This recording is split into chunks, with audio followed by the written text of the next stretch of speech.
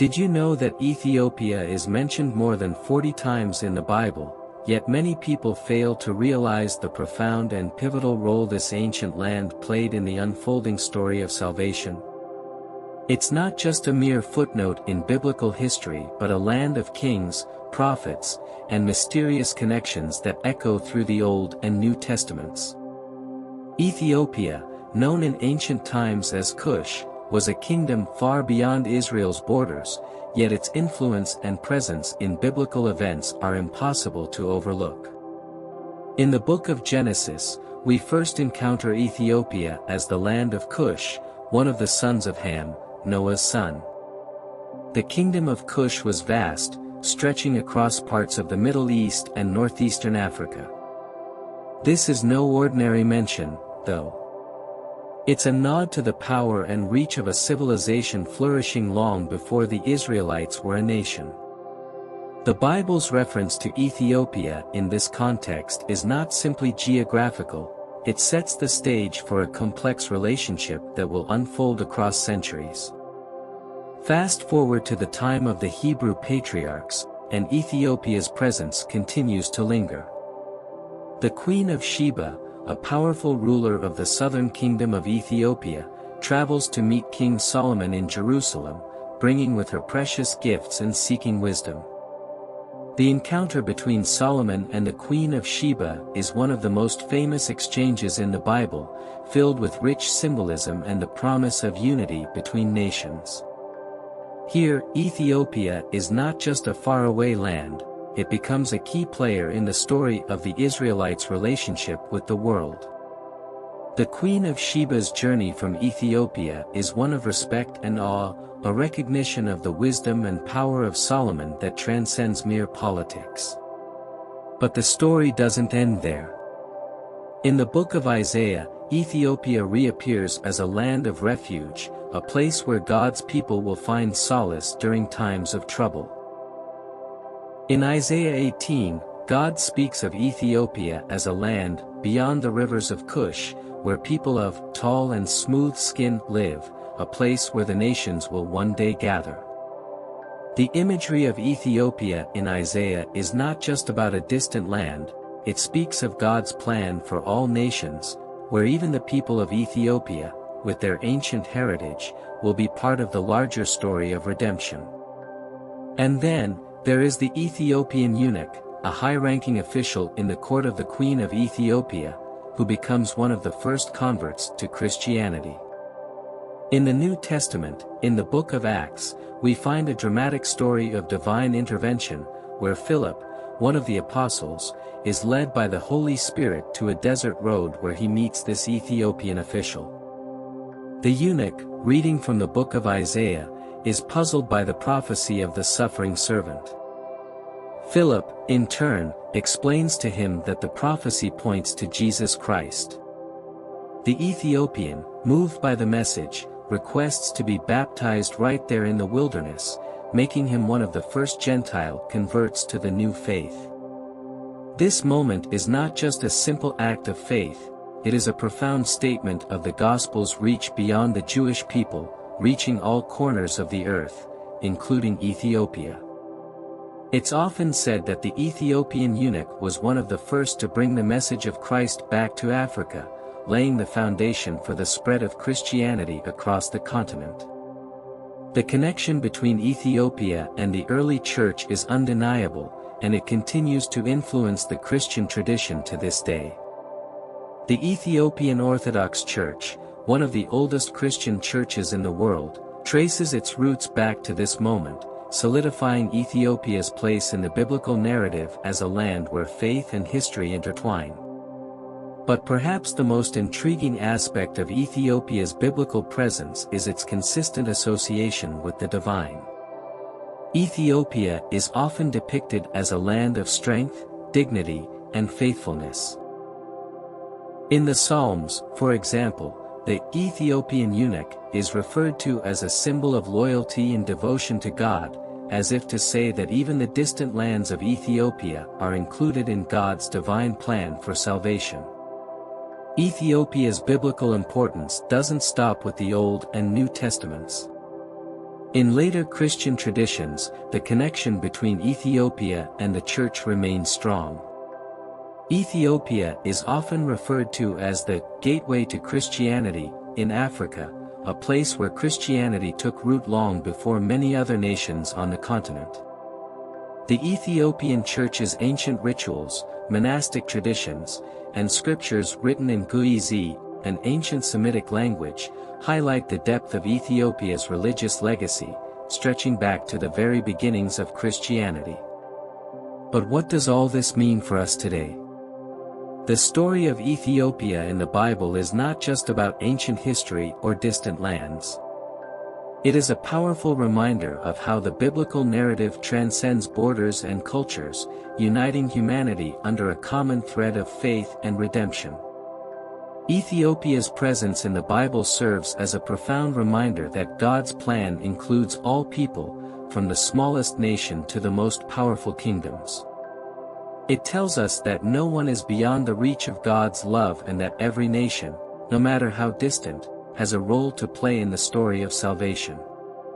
As we reflect on Ethiopia's role in the Bible, we are reminded of the deep connections that bind us all together in the tapestry of God's divine plan. From the wisdom of the Queen of Sheba to the faith of the Ethiopian eunuch, Ethiopia's presence in the biblical narrative challenges us to look beyond our borders, recognizing how God's truth reaches every corner of the earth. And perhaps, just perhaps, the story of Ethiopia in the Bible is a call for us to see the world through a broader lens.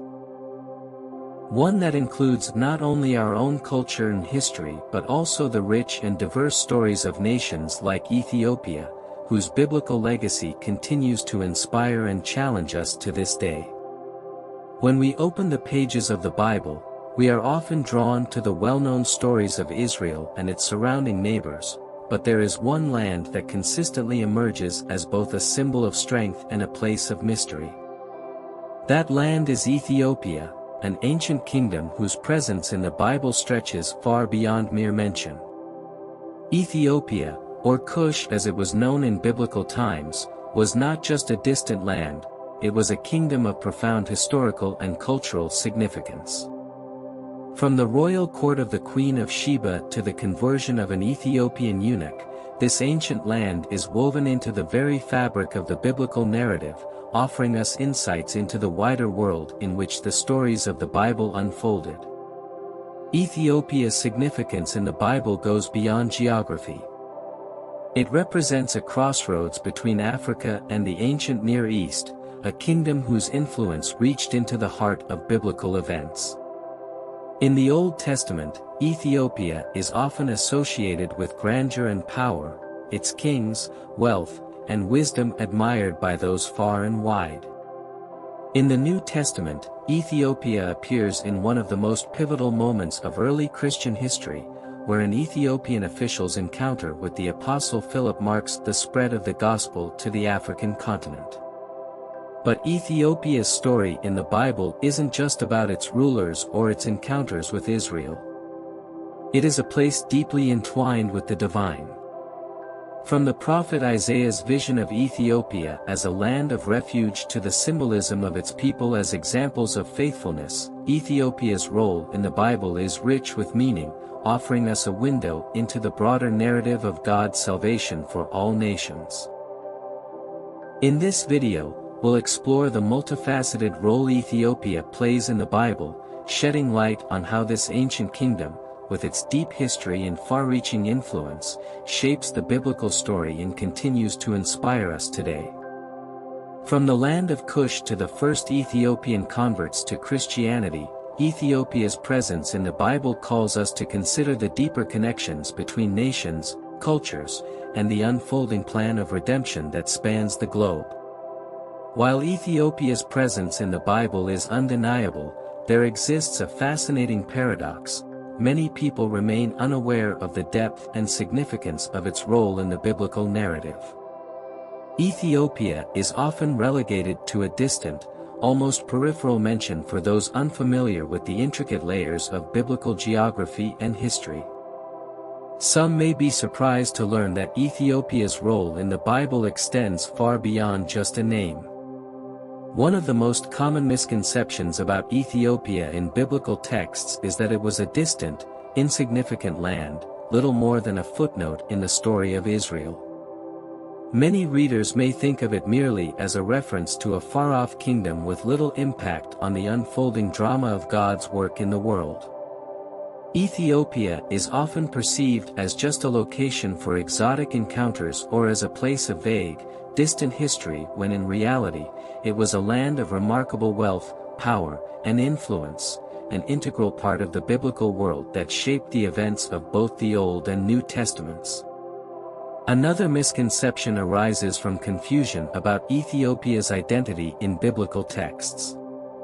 The Bible refers to Ethiopia using several terms, such as Cush, Nubia, and sometimes even the more generic, the South.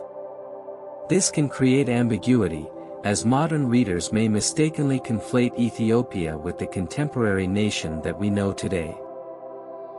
Yet in ancient times, the region known as Ethiopia in the Bible covered a vast area stretching from the Nile River in Egypt southward into what is now Sudan, Ethiopia, and parts of other northeastern African nations. This vast geographical expanse and the variations in its designation in the Bible make it challenging for some to appreciate the true extent of Ethiopia's significance. In addition, there is the notion that Ethiopia's involvement in the Bible is limited to a few well-known figures and episodes, like the Queen of Sheba's visit to King Solomon or the conversion of the Ethiopian eunuch in the New Testament. While these stories are certainly iconic, they are often viewed in isolation, as if Ethiopia's role began and ended with these events.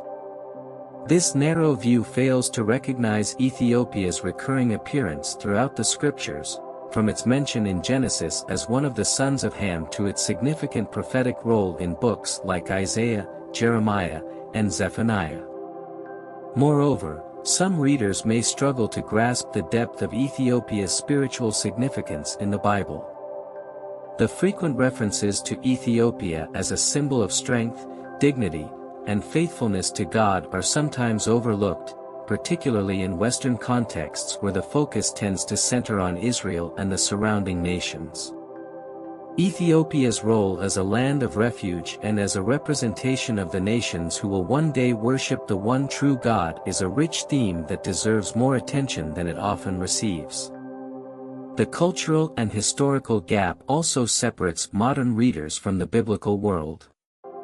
Ethiopia's ancient traditions, its kingdom's power, and its influence in biblical times are sometimes overshadowed by our contemporary understanding of the region as a place in need of aid and relief. This modern perception can cloud our understanding of Ethiopia as an ancient, powerful kingdom, full of cultural and spiritual significance. This disconnect prevents many from recognizing that Ethiopia was once a land that commanded respect and played an active role in shaping biblical history. As we delve deeper into Ethiopia's biblical narrative, it's important to challenge these misconceptions and reconsider the full scope of its biblical presence. By broadening our understanding of Ethiopia's history and cultural influence, we can begin to see it not as a distant, isolated place, but as a central and powerful kingdom that played a vital role in God's plan for the world, a role that echoes across the pages of Scripture and resonates with us today. The challenge, then, is not just recognizing Ethiopia in the Bible, but understanding the profound and lasting impact this ancient land has had on the story of salvation. As we move beyond the misconceptions, it's time to delve into the heart of Ethiopia's biblical narrative, its presence in Scripture and the key figures and events that reveal the land's importance in the grand story of salvation. From the pages of Genesis to the books of the prophets and the Gospels, Ethiopia's role is much more significant than many realize. Let's explore specific verses and stories that highlight Ethiopia's deep connection to biblical history and its people's roles in God's plan.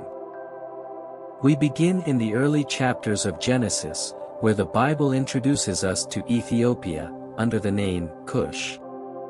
In Genesis 10 verses 6 to 7, we are told that Cush is one of the sons of Ham, Noah's son.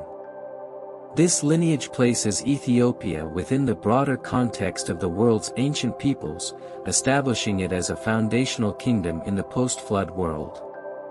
This mention is not incidental, it sets the stage for Ethiopia's recurring presence in biblical history.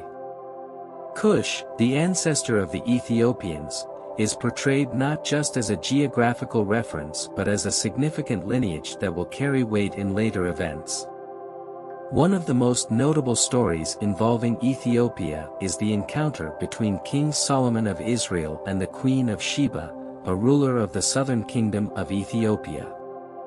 This story is told in 1 Kings 10 verses 1 to 13 and 2 Chronicles 9 verses 1 to 12.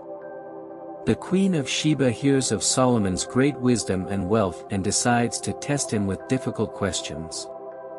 She journeys from her kingdom to Jerusalem, bringing with her a vast array of precious gifts, gold, spices, and rare stones. This visit is not merely a diplomatic one but a moment of recognition and respect between two powerful nations.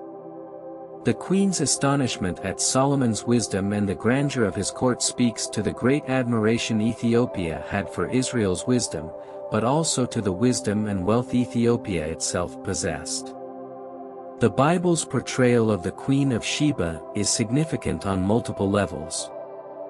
First, it shows Ethiopia as a land of power, wealth, and cultural sophistication. Second, it underscores the theme of unity and mutual respect between nations, as the Queen of Sheba praises Solomon's wisdom and acknowledges the God of Israel. In Matthew 12 verse 42, Jesus later refers to the Queen of Sheba's visit, stating, "The Queen of the South will rise at the judgment with this generation and condemn it, for she came from the ends of the earth to listen to Solomon's wisdom, and now something greater than Solomon is here."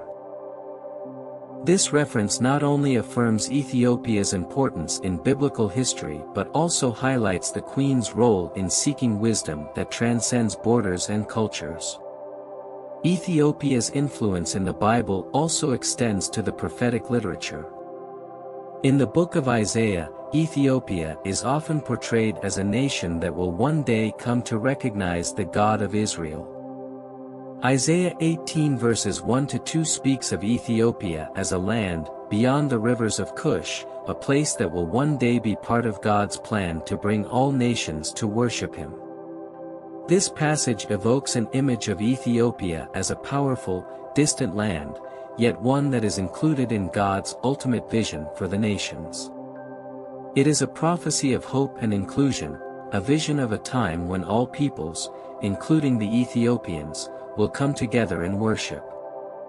In Isaiah 19, Ethiopia also plays a pivotal role in a prophetic vision concerning Egypt and Assyria. The passage speaks of a time when God will heal and unite the nations, with Egypt, Assyria, and Israel coming together in worship of the one true God. This moment of unity includes Ethiopia as a vital participant in God's redemptive plan for the world. The land of Cush, in this context, becomes a symbol of the nation's eventual recognition of God's sovereignty. The story of the Ethiopian eunuch in Acts 8 verses 26 to 40 provides another significant moment in biblical history that connects Ethiopia to the early church. The Ethiopian eunuch, a high-ranking official in the court of the Queen of Ethiopia, is traveling home after having worshipped in Jerusalem. As he rides along in his chariot, reading from the book of Isaiah, he encounters Philip, one of the apostles. The eunuch is puzzled by the passage he is reading, which speaks of a suffering servant, and asks Philip to explain. Philip, guided by the Holy Spirit, shares with him the gospel of Jesus Christ, explaining that the suffering servant is indeed Jesus. Moved by the message, the eunuch asks to be baptized, and Philip baptizes him right there on the spot, marking one of the first conversions to Christianity in Africa. This moment is not only significant for the Ethiopian eunuch but also for the spread of Christianity throughout Africa. The eunuch, returning to Ethiopia, is believed to have played a key role in bringing the gospel back to his homeland, thus establishing an early Christian presence in Africa. This story underscores the transformative power of the gospel to reach across cultures, nations, and peoples, and Ethiopia became one of the first nations to embrace Christianity in its earliest days. However, Ethiopia's biblical significance does not end with individual figures. In the Old Testament, the prophets also mention Ethiopia in the context of judgment and salvation. In Jeremiah 46 verse 9, for example, Ethiopia is called upon in a prophecy concerning Egypt, symbolizing the power of the nations that will rise against Egypt. Similarly, in Zephaniah 3 verse 10, Ethiopia is referenced in a positive light, as part of a larger vision of redemption where the people of Ethiopia, along with other nations, will bring offerings to God's holy city. The role of Ethiopia in the Bible is thus both complex and multifaceted. It is a kingdom of wealth, wisdom, and power, an ancient land whose people and rulers interacted with Israel in both friendly and challenging ways. It is a symbol of nations that will come to know and worship the one true God, and it is the home of key figures whose faith and actions shape the course of biblical history.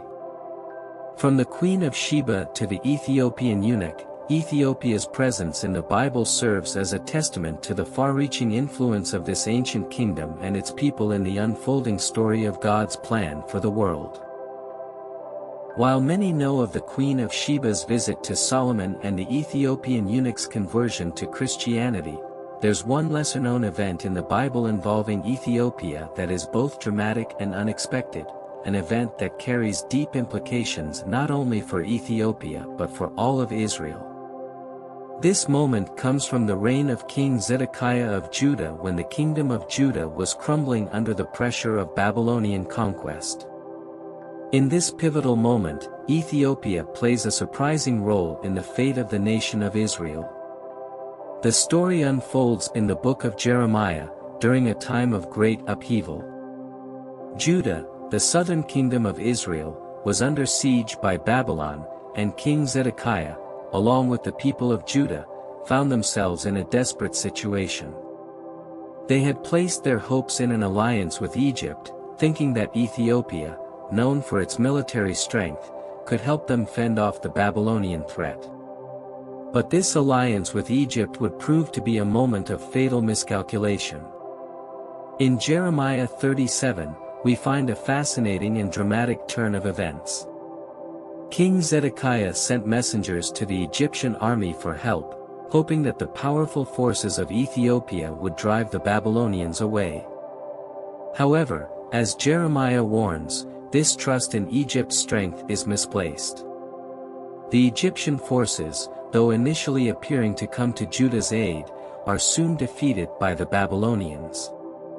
The prophecy comes to life as the Egyptian army, once seen as a great and powerful ally, flees from the battle, and the people of Judah are left with no one to protect them. The surprising twist in this event is that Ethiopia, often seen as a distant and noble land, becomes a symbol of broken alliances and misplaced trust.